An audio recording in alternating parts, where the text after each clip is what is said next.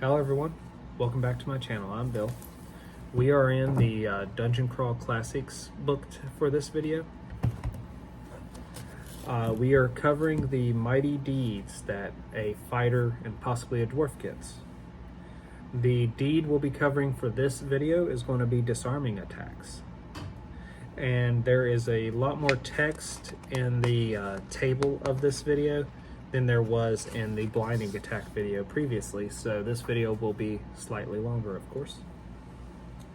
Disarming attacks. Disarming attacks include called shots to the hand, shattering an opponent's weapon, severing a spear shaft, entangling a sword arm, and using the flat of a blade to smack a weapon from an enemy's hand. Obviously, the opponent must have a weapon for this deed to succeed.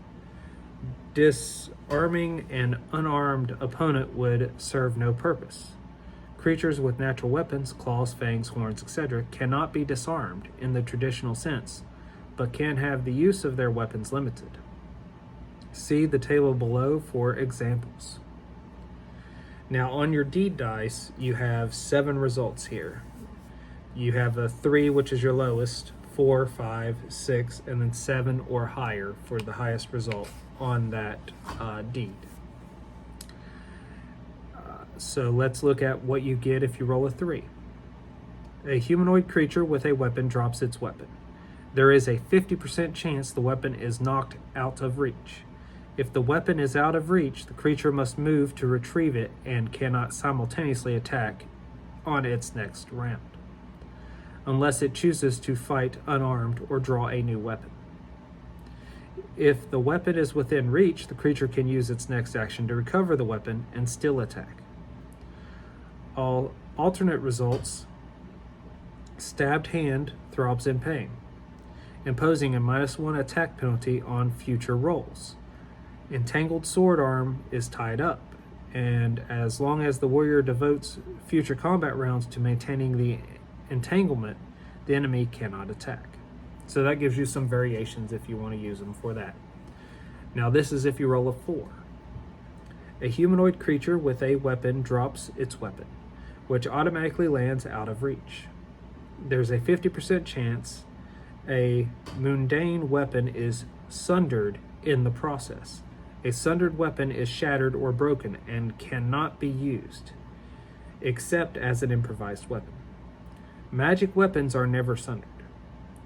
Alternate results: stabbed hand is crippled, imposing a -4 attack penalty to future rolls.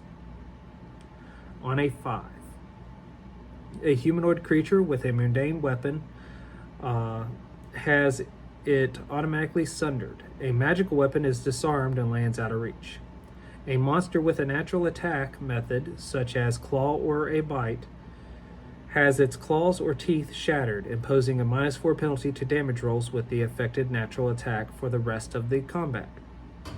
Very large monsters, such as dragons, may not be affected or may receive a lesser penalty to damage rolls.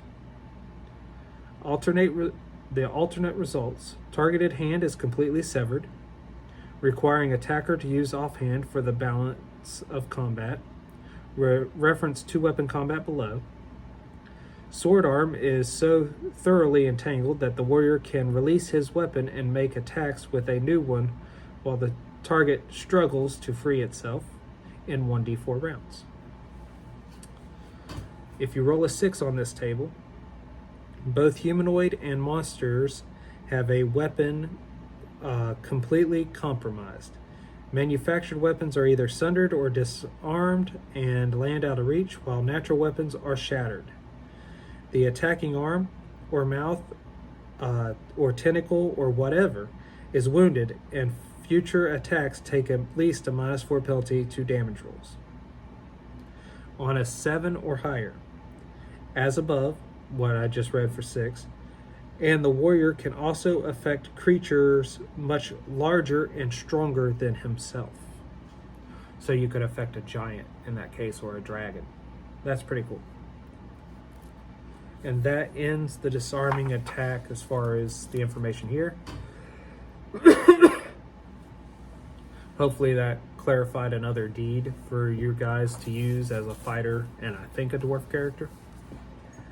Let me know in the comments below if that was useful. Share this with your fellow players and game masters if you're curious about playing Dungeon Crawl Classics and you want to show some of Dungeon Crawl Classics to them, or you just want to explore this with them.